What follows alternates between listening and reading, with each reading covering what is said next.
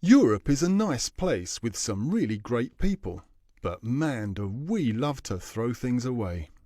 In fact, the average European junks about 525 kilograms of waste each year. I mean, that's a whole lot of stuff. And much of it really is stuff as opposed to waste. Useful stuff, worth money. All in all, it's just a waste of waste, isn't it? It's pretty hard on your back too. So, what can you do about it? Stay tuned. OK, so you've got your half a ton of waste, which might not make you half a ton of money, but it could make you some. And off we go. A lot of the stuff in the bag is pretty useful as it is. Some bottles just need a wash-up and a new cap. And old clothes and furniture come back into fashion before you know it. Some of it might need a bit of repair, but hey, that's job creation right there. Can't be a bad thing, can it? That's it, we're talking reuse. You might need to spend some money to make this happen, but since useful stuff is valuable, you'll get it back. And then some. Now, some of your waste might be useless in itself, but made out of good stuff, like metal, glass, paper and cardboard, all of which can be utilised again if you treat it right. And in fact, some of the really weird stuff used in electronic gadgets is so scarce that we actually need to use it again, if we don't want to run out. And yes, it's called recycling. Of course, collecting and processing isn't free, but here's the clever bit. Recycling turns your waste into useful stuff that can be sold. Shazam! Money in the bank, mate. And as if by magic, new jobs will appear as well. So, how's your back then? Better, eh? Looking good. OK, let's go. Let's have a look at what's left in the bag.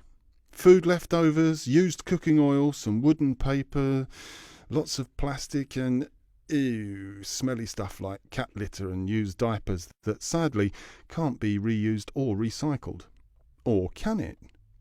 Actually, it can. If you burn it to generate power and heat buildings, and collect the biogas to use as fuel, it might not smell of roses, but hey, this is useful stuff. Of course, you need to make some initial investments, but in the long run, burning waste is definitely a whole lot cheaper than burning oil or coal. Same with greenhouse gas emissions. No contest, really. And then there's job creation again. This neat little trick is known as energy recovery. Not much left in the bag, is there?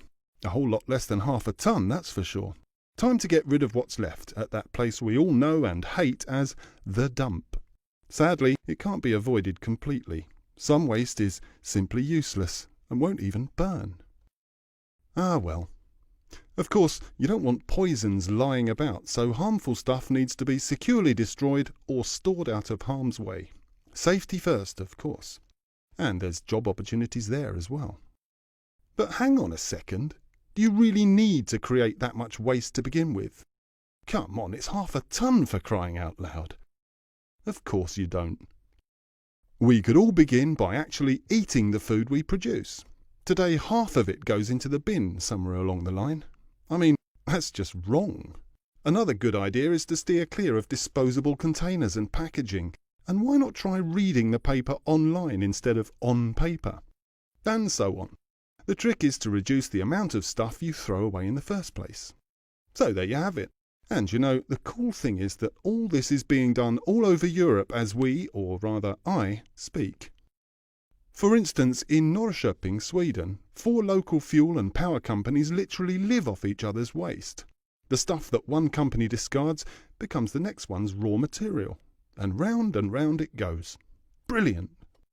Meanwhile, in Hungary, a mushroom growing company have this really sweet sideline going. An electric power plant fueled by biogas made from mushroom scraps and used growing substrate that produces marketable green power. I mean, how clever is that? And in Cumbria, in the UK, the county waste management people have worked with teachers and pupils to turn the Cockermouth School into a sustainable school. This is good news in more ways than one. Not only does the school chuck away a whole lot less than before, but the pupils have become expert reusers, recyclers and reducers in the process. And that's vital. After all, we're not born with sustainability skills. We all need to learn them. It's not like it's rocket science or anything, or it would be Stephen Hawking telling you this and not me. But still, knowledge is power. Green power. So, education and information is a big piece of the puzzle, no doubt. Costly, sure, but then again, you need to create jobs, don't you?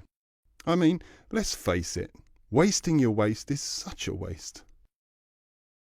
If you want to know more about waste as a resource, check out www.wastetoenergy.eu.